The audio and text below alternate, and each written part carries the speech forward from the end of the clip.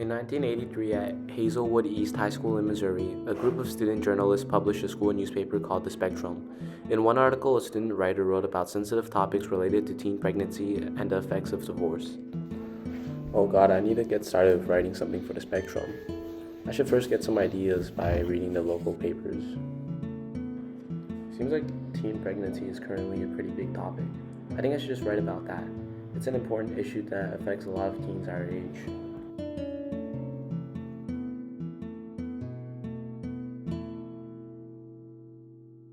Oh, finally I'm done with this paper. I'll just hand it over to Daichi tomorrow so he can publish it. I hope nothing goes wrong. I'm stopping the publications of these papers. They're unacceptable and too sensitive for our student population. Teen pregnancy and divorce? What are you trying to show our students? And he's throwing it away? It's not like we used profanity or wrote about inappropriate topics. That's a violation of my First Amendment rights. This is a school-sponsored activity. That means we have the final say of what can and cannot be published. These topics are too sensitive for our students.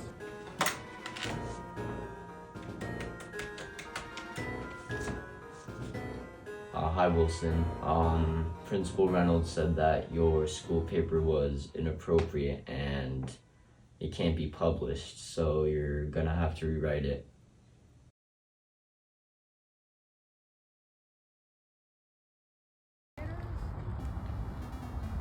Principal Reynolds, I was told that you said our newspaper was inappropriate, but I disagree. I think that teen pregnancy is a serious issue in the school that should be talked about more. Told your classmates before, this issue is too inappropriate to be published about. What you say will not change the outcome. We're no longer talking about this topic. I work 25 hours a day, 8 days a week, and you're not letting me publish it? You know what? You're hearing from my lawyers. The students were shocked. They believed their First Amendment rights had been violated. So the student journalists sued the Hazelwood School District and took the fight all the way to the Supreme Court. Oh yes, oh yes, oh yes. All persons having business before the Honorable Supreme Court of the United States are admonished to draw near and give their attention, for the court is now sitting. God save the United States and this honorable court. We will now hear arguments from case number 86836, Hazelwood School District v. Kuhlmeyer. Mr. Bain, you may now proceed for the petitioner.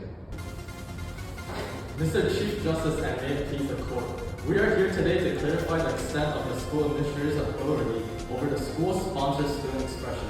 The 8th Circuit Court of Appeals erred in finding that the principal's action violated the student's First Amendment rights. A school newspaper, particularly one produced as part of a journalism curriculum, is not a public forum for unlimited student expression. It is a curricular activity, a teaching tool. As such, the school has a legitimate interest in controlling the content and ensuring it aligns with our educational objectives. The principal's decision to remove the articles was not arbitrary or an act of censorship. It was a reasonable exercise of his authority to protect student privacy, maintain journalistic standards, and prevent disruption of an appearance of school endorsement of inappropriate material.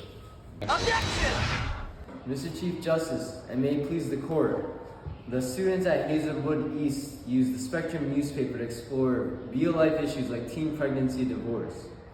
These were serious topics, and the students took care to protect their identities. But the principal deleted the articles without warning or letting the students try to fix any issues. That violated their First Amendment rights. This newspaper gave students a voice on important matters, even though it was part of a class. But can't a school stop something that might be too personal and sensitive? Yes, but only with a strong reason. Just being uncomfortable or worried isn't enough. The students tried to handle the privacy issues responsibly. The school should help students grow, not silence them. Instead of cutting the articles, the principal should have talked with them about how to revise their work. That would have been educational, not censorship. Thank you, counsel. The court has heard the arguments. We will now deliberate on this important matter. After hearing both sides, the Supreme Court made its decision on January 13th, 1988. In a 5-3 vote, the court ruled in favor of Hazelwood School District. This decision made it clear that students' free speech can be limited in school-sponsored activities, especially if school officials have a valid reason. Hazelwood versus Kuhlmeyer changed the rules for student journalism, and showed that First Amendment rights in schools are not unlimited.